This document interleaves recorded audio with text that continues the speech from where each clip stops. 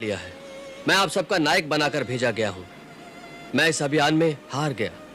हारे हुए नायक का लौटना धिक्कारजनक है। हमारी सेना में ऐसा कोई नहीं जो आपसे लड़ने में शोभा पाए। नीति कहती है कि प्रीति और बैर बराबर वालों से ही करना उचित है। आप जैसा पापी, कामी, स्त्री लोलुप जो छुपकर धोखे से पराई स्त्री को चुराता फिरे, ऐसे नीच के साथ युद्ध करके रावण प्रभु पर विश्वास रखना ही पड़ता है। जिसे प्रभु पर पूर्ण विश्वास नहीं होता, उसे प्रभु की प्राप्ति कभी नहीं हो सकती।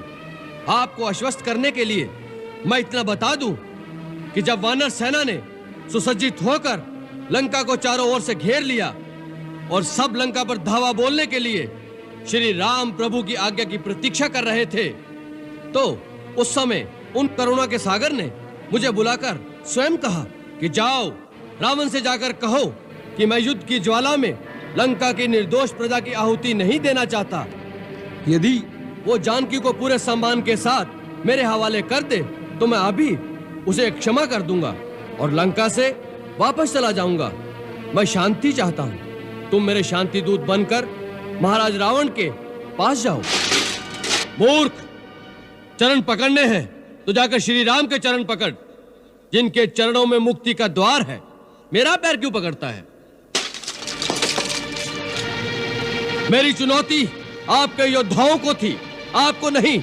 आपको तो मैं फिर यही कहूंगा, श्री राम के चरण पकड़ लीजिए तो आपका कल्याण हो जाएगा। मैं कल सूर्योदय तक का समय देता हूं, उसके पश्चात लंका पर चढ़ाई कर दी जाएगी।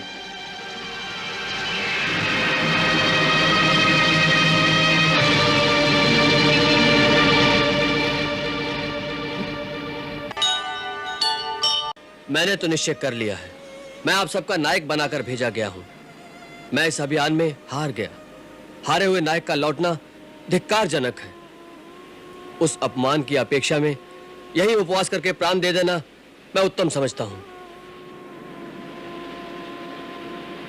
मैं यही मरणांत उपवास करके प्राण उत्सर्ग करूंगा। आप सब गुरुजनों को मेरा अंतिम प्रणाम। आप सबको मैं अंतिम आदेश देता हूं, जामवंत जी और महावीर हनुमान जी के साथ आप सब वापस किष्किंधा लौट जाएं।